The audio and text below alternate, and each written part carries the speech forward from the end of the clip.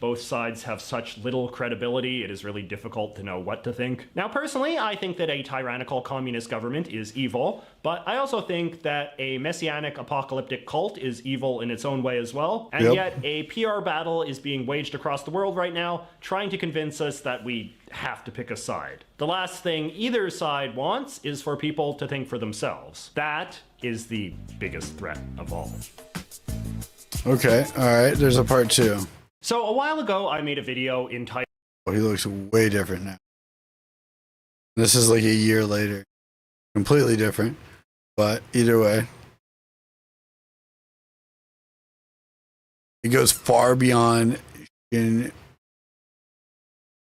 their, oh. Wait. No, I think we can all agree on that. Okay, so this was like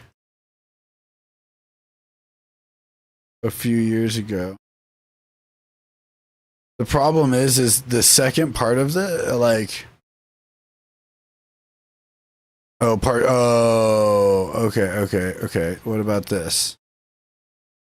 Okay, we're gonna watch that too. We're gonna check out these sources. Titled, "They Tried to Get Me to Post Chinese Propaganda." It is one of my most favorite videos I have ever made. It is about the conflict between the government of China and a bizarre cult known as the Falun Gong. They are engaged in a very vicious propaganda war against one another, and their target is you, even if you don't realize it. And in my opinion, this conflict is very morally ambiguous, and anyone who tells you otherwise is lying. Like most sensible people, I have an enormous amount of contempt for the Chinese government. It is clearly a cruel dictatorship that I believe to be a force for bad in the world. China's leaders have a ton to answer for in terms of their handling of the coronavirus pandemic, their oppression of Hong Kong, their support of rogue regimes around the world, and the systemic suppression of the rights of their own people. I think that probably the best thing that Donald Trump has done as president, and the thing that America's allies should be the most supportive of, are his efforts, however imperfect and bumbling, to contest the growth of China's economic and political power around the world. Now, all of that said, Falun Gong is quite obviously not a good guy either. Falun Gong is a cult, straight up. It is led by a megalomaniac fraud known as Master Li Hongzhi, who claims to be an interdimensional being with supernatural powers. We will get into the specifics of Master Li's lunatic worldview in a bit, but for the time being, suffice it to say that Falun Gong unambiguously has all of your major culty characteristics. Master Li pushes an elaborate system of behavior and thought controls on his followers, which are known as Falun Dafa. Falun Dafa is an advanced cultivation system that was created by Mr. Li Hongzhi. It originates from the Falun Dafa cultivation practice in the Buddha school and cultivates Jun Shan Ren, or truthfulness, compassion, forbearance, the supreme characteristics of the universe. The basic gist is that Master Li puts some magical force inside of your tummy, which is known as the Fallen, and the Fallen lets you harness all of the world's positive energy, which is known as Gong. The Fallen that Master has planted at the lower abdominal area automatically absorbs energy from the universe, transforms the energy, kind of weird, and helps a practitioner to practice. When rotating counterclockwise, the Falun emits energy. It can correct all abnormal states and bring salvation to sentient beings. Properly harnessing this energy, in turn, requires doing a lot of repetitive, mind-numbing meditation exercises, as spelled out in the Master's various books and videos and multi-day seminars. But it's all worth it because Master Li says that those who prove their allegiance to Falun Dafa will eventually achieve superhuman levels of happiness, success, and health, just like him, the greatest man who has ever lived.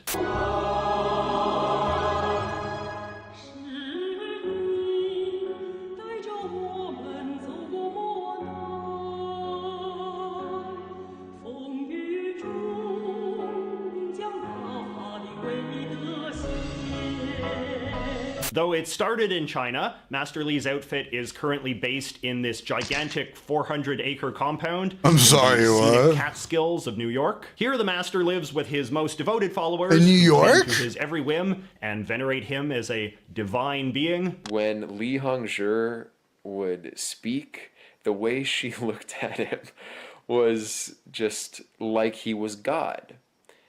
Because that's what these people believe, that Li Hongzhi is effectively God.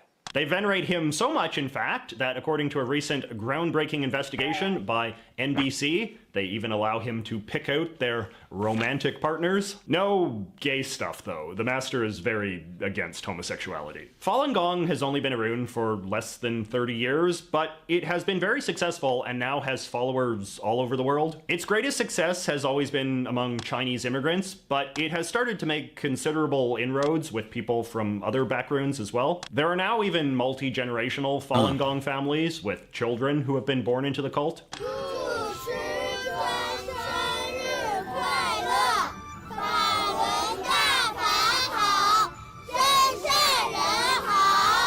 Now, you may be wondering why we don't hear more about this. Why doesn't Falun Gong get the same sort of negative press that other cults do? Like the Scientologists, or Nexium, or even comparatively milder things like CrossFit? Well, this is because Master Li has put together an incredibly sophisticated propaganda infrastructure, which is designed to obscure the reality of what he's up to. Like most cults, Falun Gong requires unpaid labor from its followers in order to test their faith, and Master Li uses this labor to staff his various propaganda outlets. Such outlets include the Shen Yun Ballet Show, which targets middle-class women, several right-wing news outlets, most notably the Epoch Times, which targets older men, and multiple YouTube and social media channels, which target millennials, like you. I will also note that they are not above just pitching themselves directly, either. For example, they sometimes just run straight-up ads for themselves on YouTube with no pretense whatsoever. Alright, now let us talk about how Falun Gong propaganda works. This requires a bit of understanding of Master Li's general view of the world,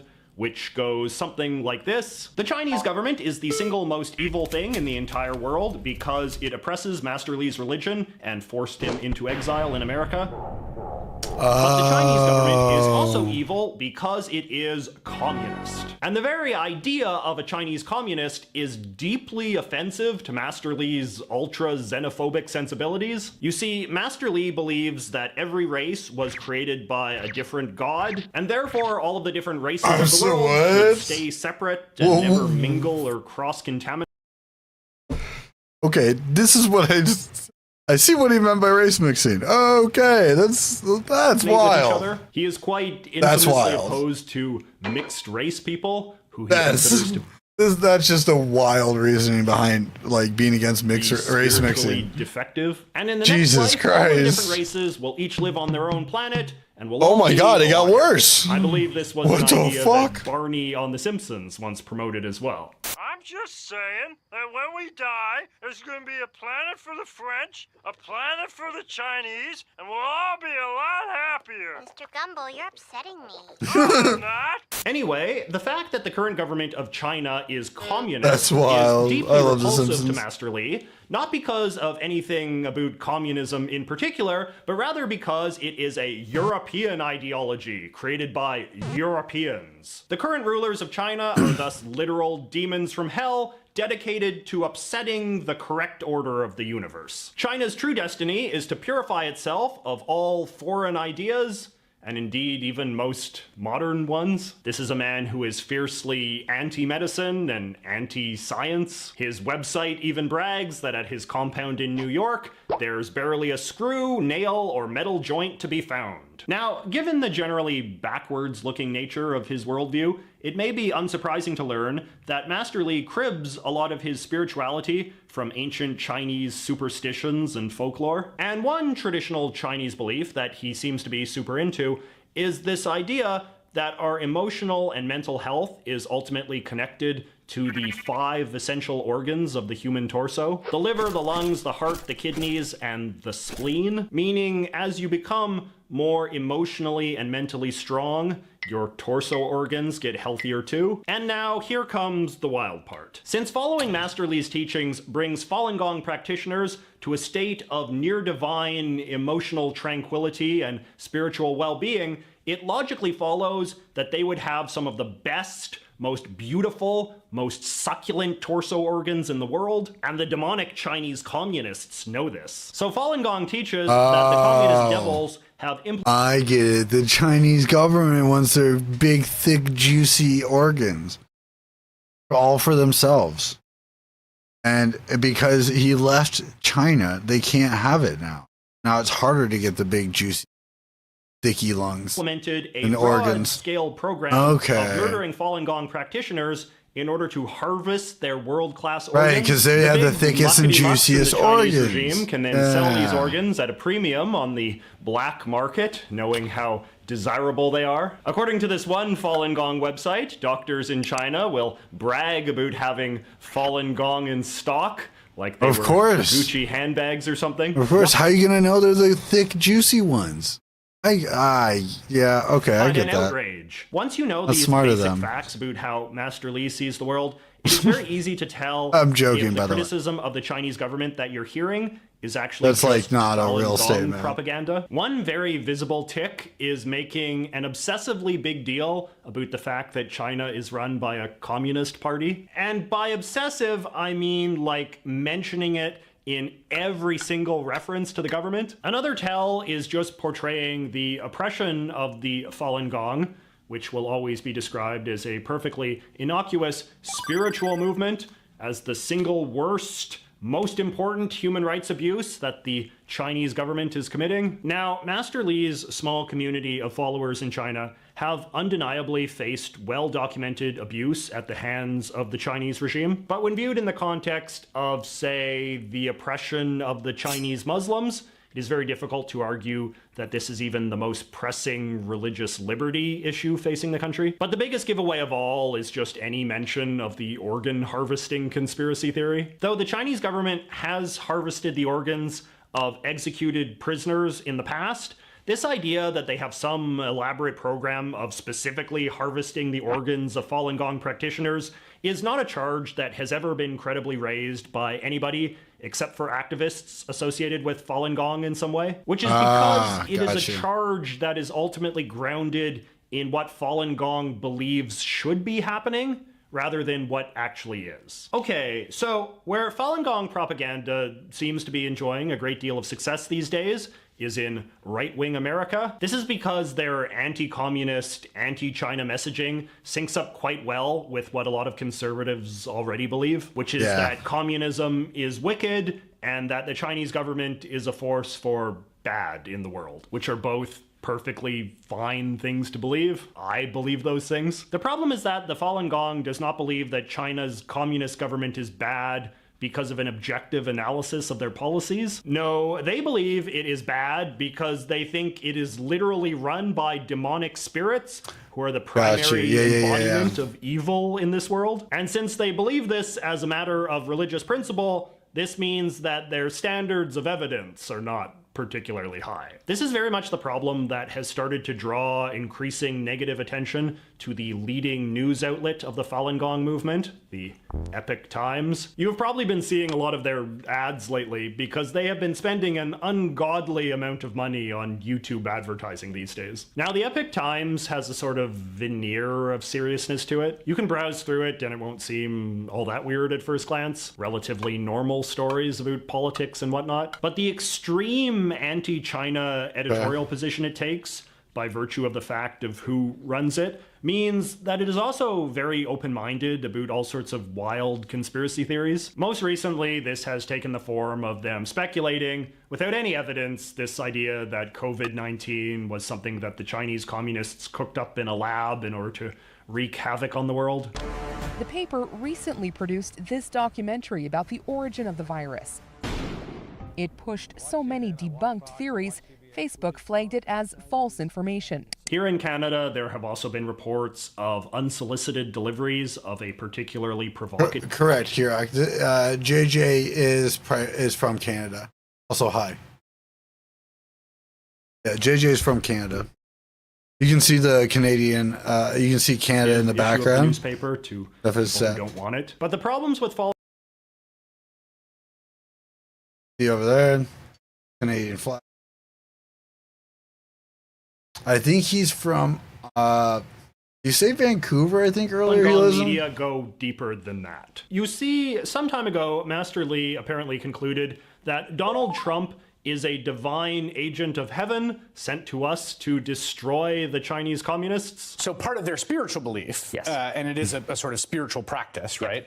Spiritual group, is that Donald Trump is like a key figure in delivering the final judgment and victory over Chinese communism that they so anxiously wait for. That is 100% correct. And what this particular prophecy means is that anyone who opposes President Trump and his divine mandate must surely be an agent of evil in some way. And this opens the door to basically any lunatic pro-Trump conspiracy theory you can imagine. That like opens up the floodgates for like the constellation.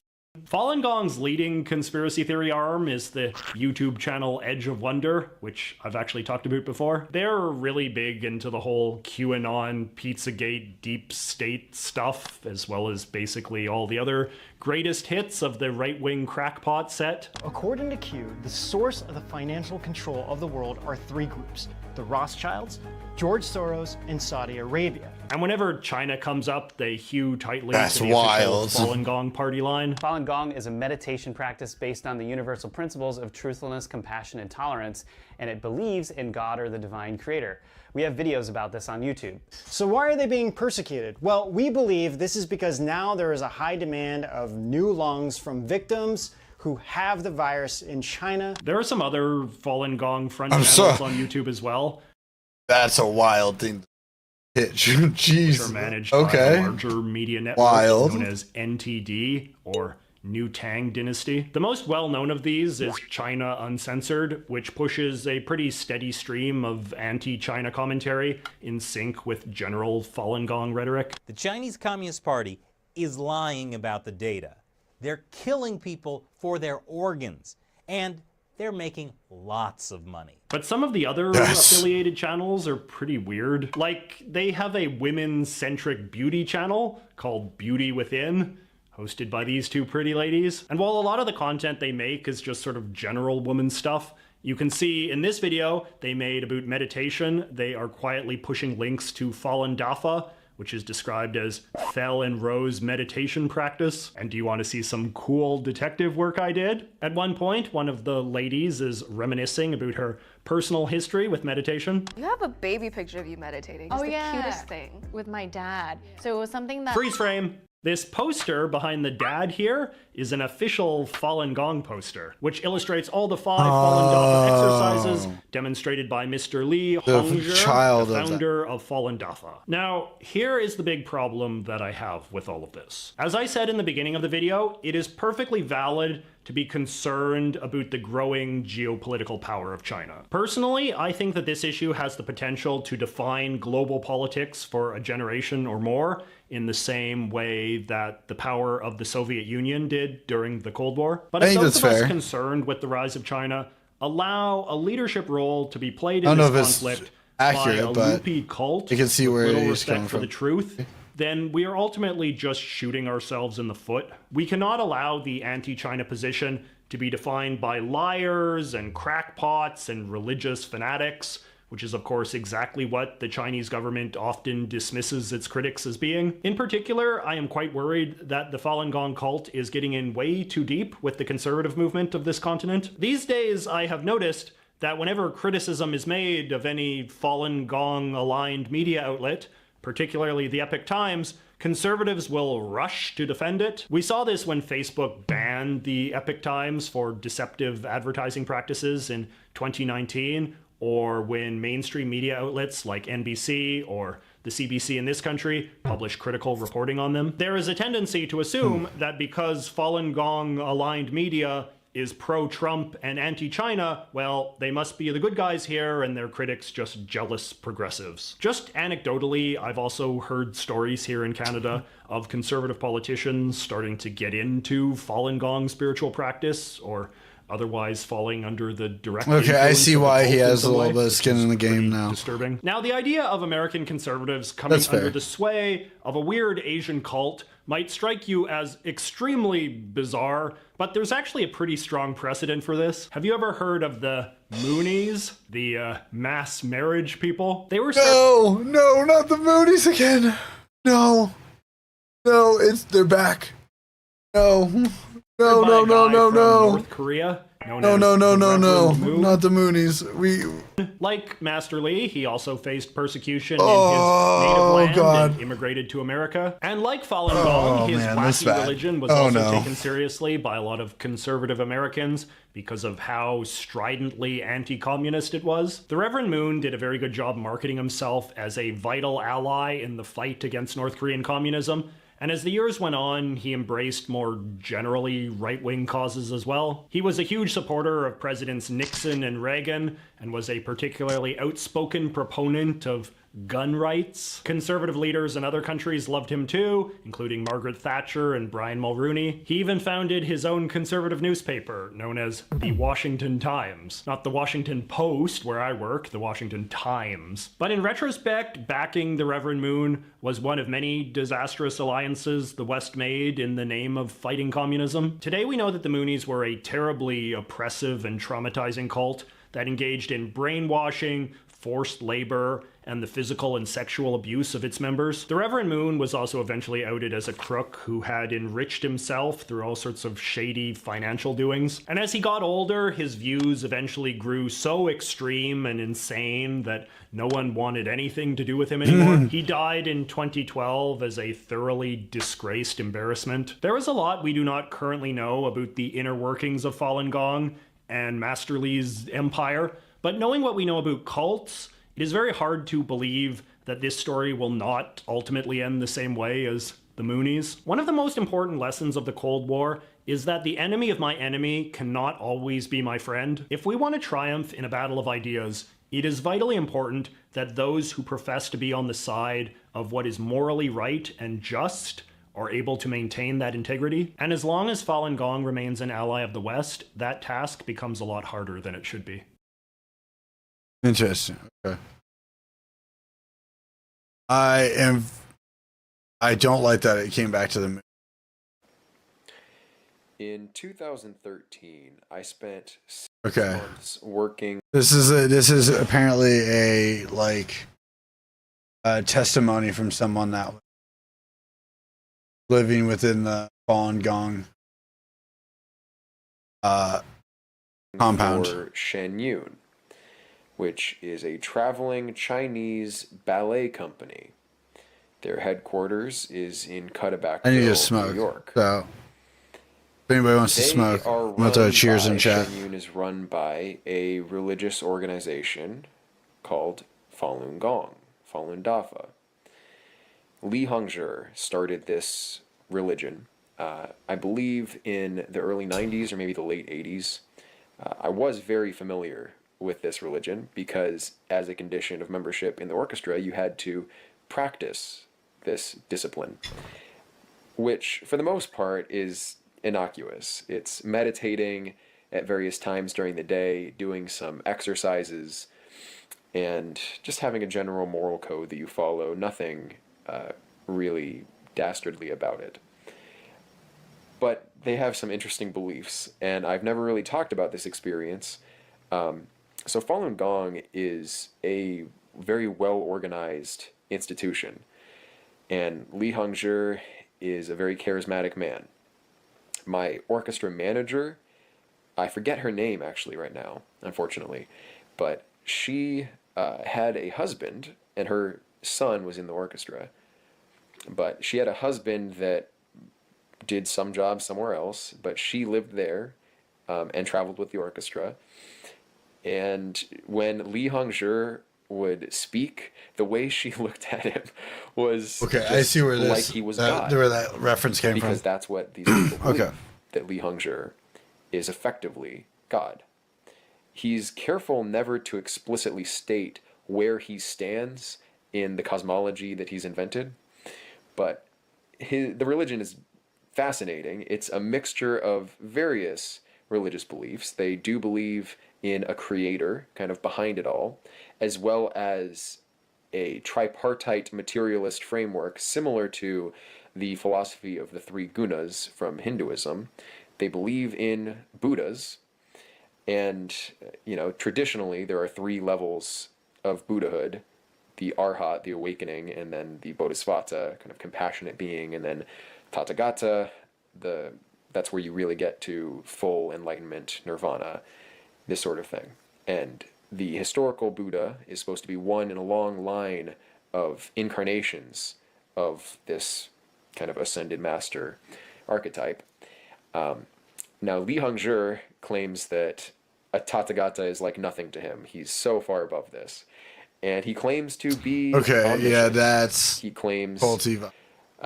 To have all these great powers. So their central text, again, I can't remember the name of the text now, but it's some Chinese name. And so I read this thing like dozens of times, because that was part of what you had to do as a member of the organization. They would all sit together and read it out loud. One paragraph in English and then the next paragraph in Chinese. And I learned just a little bit of Chinese while I was there. I took a class in Chinese from one of the other people there with some of the other Westerners that they hire. And it's very strange that, so Shen Yun is free, or at least was back in 2013, I'm not sure about today, but they're free to go to major music schools in this country and put up a little display. And like at Eastman, where I went to school, Eastman let them like use one of the rehearsal spaces, concert venues also, sort of, to do auditions. So people did auditions at the school. Now I didn't. I was graduated and was kind of just figuring out what I was going to do living in Wisconsin. And I got an email from my horn professor back at Eastman saying, well, Shen Yun is going through Milwaukee, and I can get you an interview, basically, or an audition. Or he recommended that I contact them. I think he knew that I wasn't really on track to be doing anything. I had auditioned for the music program at University of Wisconsin-Madison, where I was, and I was taking lessons with the horn professor there, and he was a nice enough guy. I'm sure that would have been fine if I took that route. But I went to Milwaukee, I took the audition, and they offered me the job, and I had no idea what I was getting into. But yeah, it's very strange that they're allowed to do this in American music schools. Knowing what I know now, they are a cult. Like, they're nice people. I love the people that I met there. I had very good times, and they're all scrupulous to an excess. Very generous, good-natured people. Would never do anything, would never steal, would never curse, would never do anything to have a good moral tarnish code. Their gong energy. Which, so, it's religious syncretism is the basis of this system, and it's not karma-based exactly. I mean, he does mention karma and chi, but these are subsidiary forces. And primarily, you're concerned about your gong column, which is kind of like this virtue energy that builds up from not doing things wrong, basically. And that's the emphasis of his moral system. It's not like Christian altruism. It's more like, don't do anything immoral, don't do anything illegal. So it's a via negativa morality. Which, it's not intrinsically that harmful. What I worry about is how organized and effective these people are. So Li Hongzhi was kicked out of China, and supposedly the religion is persecuted in China, and they spread these stories of organ harvesting. So they take Falun Dafa practitioners from China, the Chinese government will, and they'll harvest their organs and sell them on the black market, which, it's China, maybe that happens. But knowing what I know about the religious beliefs, I'm just extremely skeptical of anything that this organization has to say. So some of the things in the main book, and he has many books that he never writes them. He gives speeches. He's a brilliant extemporaneous speaker, and he gives speeches, and people transcribe these and kind of clean them up a little bit. The main one, for the most part, it's anecdotes about him meeting other supposed masters, and then like discovering that they're really demons and describing how he was able to defeat them. And like he claims to be able to fly and just all that shapeshift, all this stuff. And you know, when I saw the ballet for the first time after they gave me the job, they let me see the ballet before I, you know, played with the orchestra or anything. And so I was sitting like 3 seats crazy down too. from Lee Hong-jer, and he was wearing glasses, and he's like kind of overweight, and I guess I didn't see this exactly, but he used to play trumpet when he was a kid, and apparently he took out a trumpet and was going to play. I don't know if he was going to play with the orchestra or just for the orchestra people, and he couldn't, obviously, because he hadn't played in years, and those muscles are very specific. It's not something you can just pick back up after any prolonged period of time. So it just doesn't,